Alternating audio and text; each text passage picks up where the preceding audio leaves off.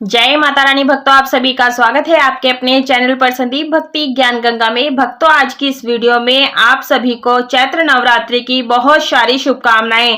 भक्तों, आज की इस वीडियो में हम देखेंगे कि नवरात्रि में कलश स्थापना कैसे करेंगे। कलश स्थापना 2 प्रकार का विधि होती है, दोनों प्रकार की विधि मैं यहाँ पर आपको बताऊंगी, तो वीडियो को पूरा देखिएगा, पूरी अंत तक देखिएगा। देखिए, हमें कलश की स्थापना करनी है तो हमें यहाँ पर तांबे का, पीतल का, सोने चांदी आदि का भी ले सकते हैं, मिट्टी का भी ले सकते हैं कलश।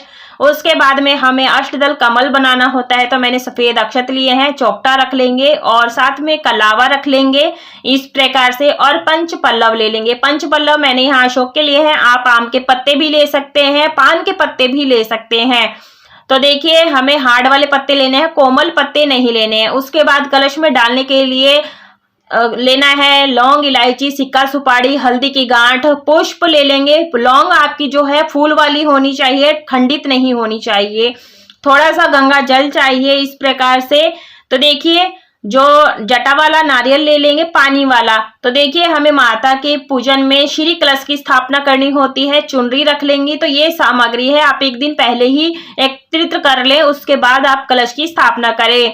तो देखिए, कलश मैंने यहाँ तांबे का लिया है, आप यहाँ पर मिट्टी का भी ले सकते हैं, क्योंकि चैत्र नवरात्रि में गर्मियां शुरू हो जाती हैं। तो कंठ में आप यहाँ पर 3 बार कलावा लपेट देंगे और यहाँ पर मैं चंदन से स्वास्तिक बनाऊंगी। आप यहाँ पर कोई भी शुभ चिन्ह बना सकते हैं, लेकिन हम कोई भी पूजा शुरू करते हैं तो उसमें हम गणेश जी का ध्यान करते हैं, तो स्वास्तिक आप जरूर से बना लें। तो देखिए, हम जो ये कलश की स्थापना होती है, हम माता रानी की राइट साइड में यानी कि सीधे हाथ के तरफ कलश की स्थापना किया जाता है। तो यह मैं आपको डीमो वीडियो बनाकर दिखा रही हूँ, डेमो है, तो आप ऐसे कर सकते हैं। इस तरह से आपको एक कलश लेना होता है, आप पीतल का ले सकते हैं, मिट्टी का ले सकते हैं, लेकिन ध्यान रहे मिट्टी का जो कलश है आपका खंडित नहीं होना चाहिए, साबुत होना चाहिए। और देखिए, संपूर्णता का विशेष महत्व होता है पूजा में। तो देखिए, हमने कलावा बांध दिया है और स्वास्तिक हमारा संपूर्ण बनकर के तैयार हो गया है। कलश में अगर हम कोई भी सामग्री डालते हैं तो सबसे पहले उसे हम आसन देते हैं। तो देखिए, मैंने यहाँ पर सफेद चावल लिए हैं, आप यहाँ पर चावल को रंग भी सकते हैं। मैं यहाँ पर डेमो वीडियो बना करके दिखा रही हूँ कि नवरात्रि में आप किस प्रकार से स्थापना करेंगे। अष्टदल कमल भी बना सकते हैं, कमल बनाना बहुत ही आसान होता है, आप इस प्रकार से बना सकते हैं। तो देखिए, हमारा अष्टदल जो कमल है बन करके तैयार हो गया है। यदि आपको कमल नहीं बनाना है तो आप थोड़ा सा चावल का आसन दे करके बस ऐसे ही रख सकते हैं। कोशिश करें कि आप अष्टदल कमल बना लें और इसके ऊपर थोड़ा सा हल्दी कुमकुम छिड़क दें, या फिर आप हल्दी मिला लें तो ये पीले चावल हो जाएंगे। उसके बाद में हमने यहाँ कलश की स्थापना कर ली है, थोड़ा सा गंगा जल डाल देंगे इसमें। तो देखिए, जो ये पूजन है नवरात्रि में ही करना है, घट की स्थापना शुभ मुहूर्त में ही किया जाता है। गंगा जल डालने के बाद में पीने वाला पानी हम इसमें डाल देंगे, शुद्ध जल होना चाहिए। और देखिए, इसमें डालने के लिए हम हल्दी, सिक्का, तो इस प्रकार से सिक्का आप सोने चांदी का भी ले सकते हैं, जो भी आपके पास हो, नहीं तो जो भी प्रचलन में सिक्का हो वो डाल सकते हैं। फूल वाली लौंग डाल लेंगे इस प्रकार से जोड़े में, पुष्प डाल देंगे और एक सुपारी डाल देंगे। तो ये सामग्री हमारे कलश में डल गई है। उसके बाद में थोड़े से अक्षत ले लेंगे, अक्षत साबुत होने चाहिए, वो डाल देंगे। तो इस प्रकार से हमें यहाँ पर डालना है, थोड़े से हल्दी और कुमकुम भी डाल देंगे, इससे बहुत ही शुभ रहता है, क्योंकि हम यहाँ पर श्री कलश की स्थापना कर रहे हैं। पंच पल्लव ले लेंगे, तो अच्छी प्रकार से धुल लें ताकि धूल मिट्टी यहाँ से हट जाए। धुल करके आप पोंछ करके आप इस तरह से चंदन लोली से टीका कर देंगे। तो देखिए, हमें यहाँ पर अच्छे से पूजन करना है। पूजन के दौरान आप जय माता दी, जय माता भी बोल सकते हैं। तो देखिए, मैंने ये पंच पल्लव अलग अलग लिए हैं, आप डंडी वाला भी ले सकते हैं, क्योंकि वो पूरे 9 दिन तक चल जाता है, हमारे हरे भरे पत्ते भी बने रहते हैं। तो आप यहाँ पर आम के पत्ते भी ले सकते हैं। संख्या में आप 11, 9, 21, 51 जितने चाहे आप उतने पत्ते रख सकते हैं, पंच पल्लव ले सकते हैं। तो देखिए, ज्यादा दिन तक एकदम हरा रहता है, तो इस बात का ध्यान रखें। अगर कोमल पत्ते लेते हैं तो वो जल्दी ही सूख जाते हैं, तो आप हार्ड वाले पत्ते लेना, मोटे वाले। कोमल पत्ते आपने पूजा में यूज नहीं करने हैं।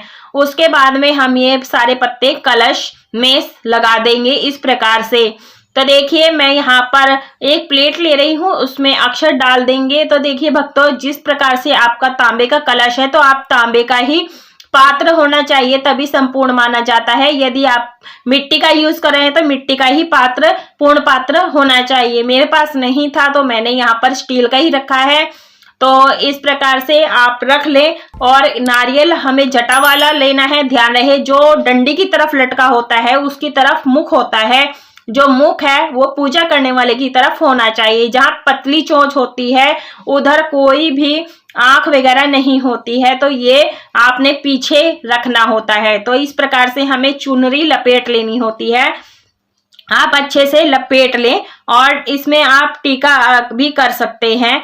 और देखिए भक्तों, इस तरह से हमें लपेट लेना है और कलावे से हमें 3 बार अच्छी प्रकार से लपेट लेना है, ताकि हमारी जो चुनरी है वो खुल ना जाए। इस प्रकार से हमें ये लपेटना है। तो जय माता दी जरूर बोलना। तो भक्तों, हम देवी देवताओं का वाहन करते हैं इसी कलश में। जो भी पूजा में और कलश का जो जल होता है यह बहुत ही शुभ माना जाता है। पूरे घर के नकारात्मक एनर्जी को बाहर कर देते हैं। बहुत ही पॉजिटिव ऊर्जा का सृष्टि होता है और आपका बहुत सारे बिगड़े हुए काम भी बना देते हैं। तो इस तरह से हम कलश को सजा लेंगे, अच्छी प्रकार से पुष्प अर्पित कर देंगे। आप चाहे तो जैसे मैंने अष्टदल पर ये कलश की स्थापना की है, आप जिसमें आप वाटिका लगाते हैं, ज्वारे बोते हैं, आप उसमें भी रख सकते हैं। दोनों विधि सही है, गलत कोई भी नहीं है। आप अगर आप जवारे के पात्र में आप कलश को रखते हैं तो उसमें अष्टदल कमल बनाने की आवश्यकता नहीं होती है। यदि आप जवारे से अलग रखते हैं तो आप अष्टदल कमल पर जरूर से रखें। और यदि आप मिट्टी का पात्र रख रहे हैं तो उसके नीचे आप थोड़ा सा चावल रखें, क्योंकि जो मिट्टी का कलश होता है वो पानी उसमें से रिसता रहता है और जो चावल होते हैं उसमें फफूंद लग जाती है।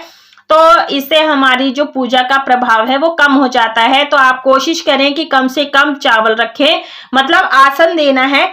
ज्यादा चावल रखते हैं ना फफूंद लग जाती है मिट्टी के पात्र में। तो आप इस तरह से कलश की स्थापना नवरात्रि में कर सकते हैं। कलश की स्थापना बहुत ही शुभ रहती है, लेकिन ध्यान रहे कि माता रानी के सीधे हाथ की तरफ यानी आपके बाईं तरफ आपका ये कलश है वो स्थापना चौकी पर करनी है।